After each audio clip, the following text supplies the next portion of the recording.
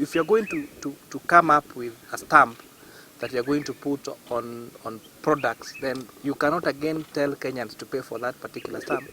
And the expenditure on that stamp has only come because that product has been consumed. But of course, what we saw was inefficiency in management.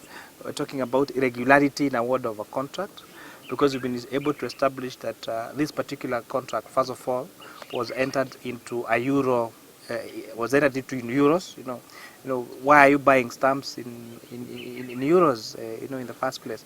But maybe for good recourse, they have been able to negotiate a stamp that we were buying at 1.8 shillings is now we are now buying it at 1 shilling. And so even the question is, if the supplier is willing to reduce the cost at which he was selling this stamp to us from 1 shilling and 80 cents to 1 shilling, then it definitely means that 80 cents were going to someone else's pocket. 8 years ago. And this price was 8 years ago. So if a stamp was being sold 8 years ago at 1 shilling and 80 cents, and the same supplier is willing to sell the same stamp to us now at 1 shilling, and capturing inflation and all fluctuation in exchange, it actually means that someone just entered into this contract with the sole intention of stealing public funds. And we've got the information, we've asked for more information on it, and we'll be digging into that because the role of Parliament is oversight.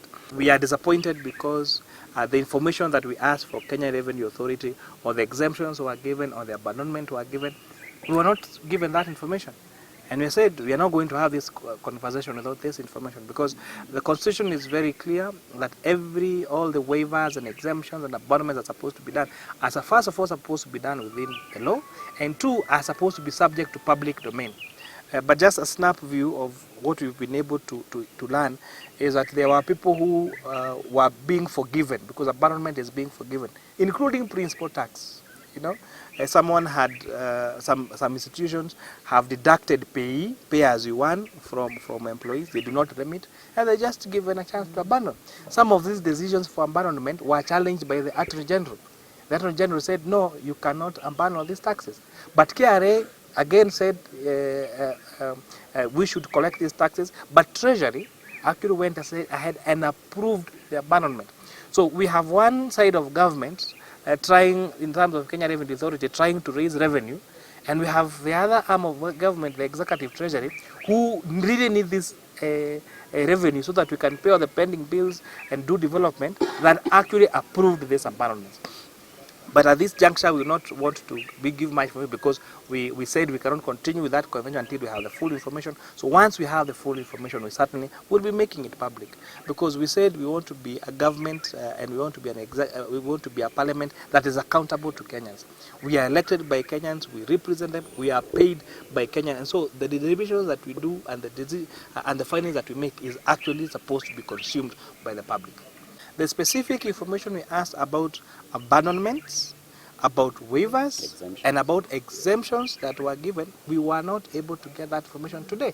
And we have said we have given you up to 20th of March to service that information to public, so that it can be to Parliament, so that we can table that report to Parliament, so that that report can be subject to public scrutiny, and we can know who are these demigods who are being granted abandonments and waivers and exemptions just like that.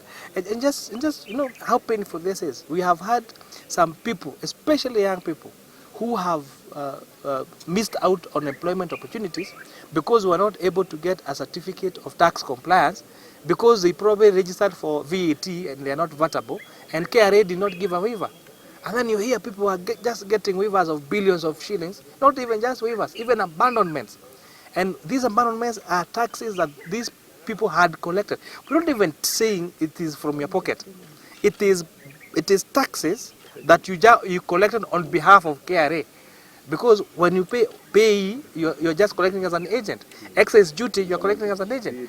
VAT, you're collecting as an agent, because stamp duty, you're collecting as an agent, because the consumer has already paid. So your role is just to remit. So we're not talking about even waivers on interest or penalties. No, we're talking about these taxes that Kenyans paid. But instead of these institutions and these companies use remitting that money to KRA. They use it for their own things, and Treasury decided that they can be abandoned. This impunity really has to end. Katika miaka mbili iliyopita na haswa mwaka uliopita, serikali ikipitia Wizara ya Fedha iliweza kuidhinisha ile ushuru ambayo ingekuwa tajika kulipwa na baadhi ya idara kama ile ya tumeambiwa kama ile ya maendeleo ya wanawake walikuwa wanahitajika kulipa zaidi ya bilioni 13, lakini kwa ajili ya mambo ambayo bado tunataka kuelewa, London Distillers, Kenya Breweries waliweza kusamewa na kuondolewa. Wengi waliondolewa ushuru, na wajua mambo kama ile ushuru ya wafanyikazi kama PE, hiyo ni agency. Hatujajua ni sababu gani Wizara ya Fedha iliidhinisha wao kuondolewa kwa hiyo ushuru, ili hali ilikuwa ni jukumu yao kukusanya hizo pesa kupitia wafanyikazi kwa mshahara na kuipeana kwa walipa ushuru ama kwa KRA. Hiyo ni maswali mingi ambayo tunataka kujua. Ni kwa sababu gani Ministry ya ICT waliweza kuondolewa kulipa ushuru, ili hali haikuwa ni ushuru ambao wao wenyewe walikuwa nalipa. It was an agency taxes na walikuwa nafaa kulipa. Kuna contract ambao KRA walienda na kampuni ya Ulaya waweze kuwa supply na zile excise duty stamps. Ukiweza kunywa maji utaona ile chupa ya maji kuna stamp imewekwa mahali pale. Hiyo stamp ilikuwa ni kulipisha ushuru kwa wale consumers. Wakilipa ile maji zaidi hapo shilingi 3 shilingi 4 wanalipia ushuru. Lakini wale ambao wana supply hiyo waliweza kwenda kwa contract kandarasi kupitia kwanza makosa karibu 3. Ya kwanza wali negotiate kwa foreign currency ambayo ni euro. With that volatility tayari imeumiza nchi ya Kenya. Kwa kuwa ile ushuru tunaopata na ile inalipwa ni tofauti kubwa sana, tunalipa kwa hasara, kumaanisha Wakenya wanailipia ile excise duty. Jambo ambalo limetukera sana ni zile exemptions ambayo Wizara ya Fedha, ambayo ni wizara simamizi ya ukusanyaji wa ushuru ya nje ya Kenya, ile wanaita financing the budget, wao ndio wameenda kinyume ya jukumu yao na kupeana exemptions, abandonment, ili hata wakati KRA wameweza kukulalamika, lakini umepewa masharti kwamba waweze kuondoa hiyo ushuru. Hiyo ni kumaanisha tunataka kujua is it true tuliposema kwamba hii serikali ilikuwa imeshikilia sana every state department wasifanye kazi yao under state capture. Ini dhirisho kwamba hiyo ilikuwa inaendelea, na hiyo tumelose zaidi ya bilioni 200 na bado tunaendelea kukumbana nayo. So this next slide gives you a picture of, if you look at excise from a domestic excise context perspective, where is the money coming from and which industry is providing these revenues? So Kenya is still a beer market significantly, because if you look at this revenue, a lot of the revenue is still coming from beer, has been declining. And what's an important thing to note is why tobacco is declining.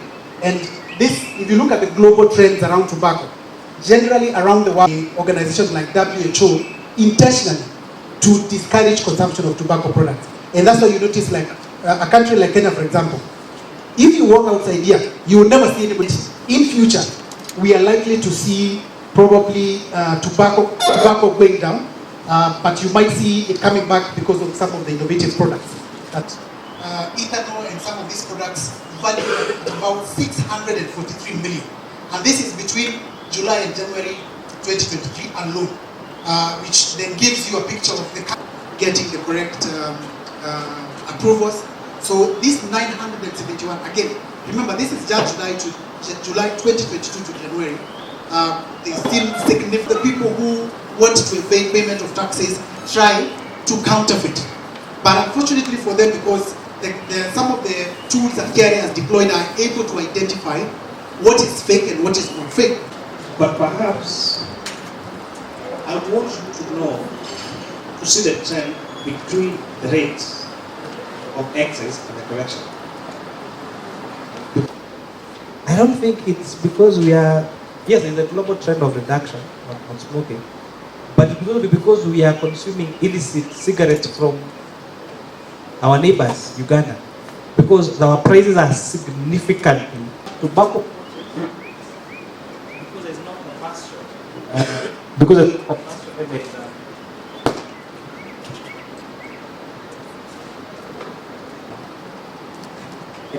So I think what I really want to want to hear is the rate versus the performance, because it's a good presentation, but it doesn't give us which I believe is here as a general market of pay.